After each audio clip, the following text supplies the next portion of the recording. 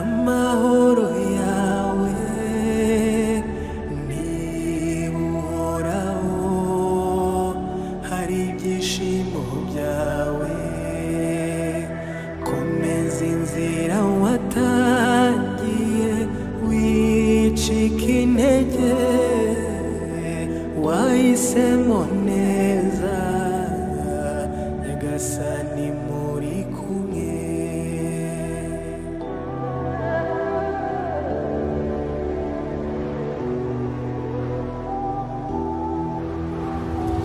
Ubuzima bwanjye bwose nziringiye Imana, nimbona ngiye gutsindwa nzambaza Imana.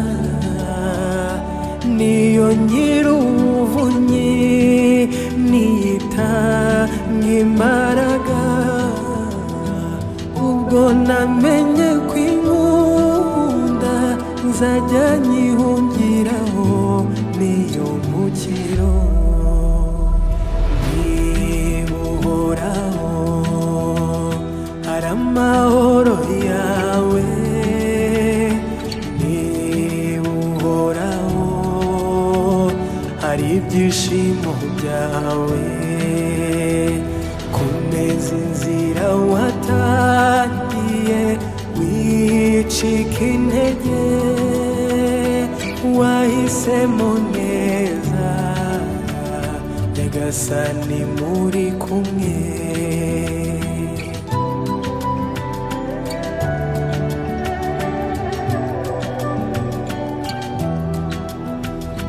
Twaje Mana yacu, tuje kugusenga, twe n'abacu bose tuje kugushima.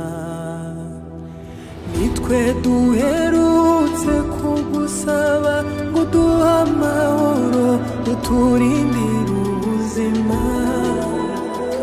Warabiduhaye urabyuzuza, none natwe twaje kukubwira ko twe n'abacu dushimira. Urakarama.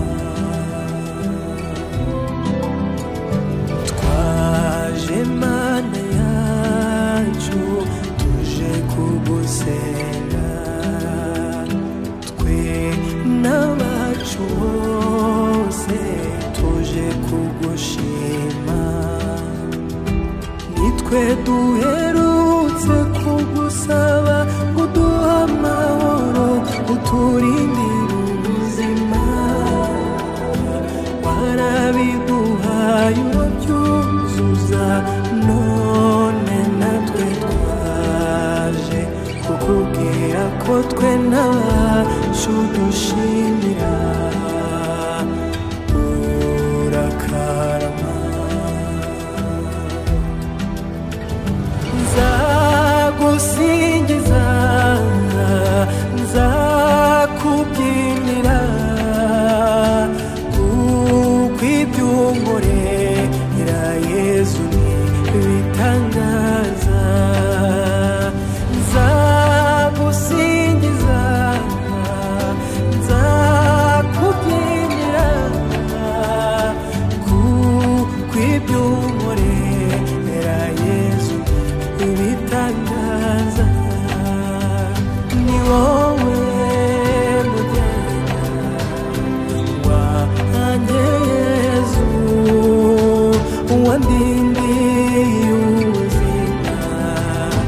Nzagusingiza, ni wowe mugenda wanjye Yezu, wandindiye ubuzima. Nzagusingiza.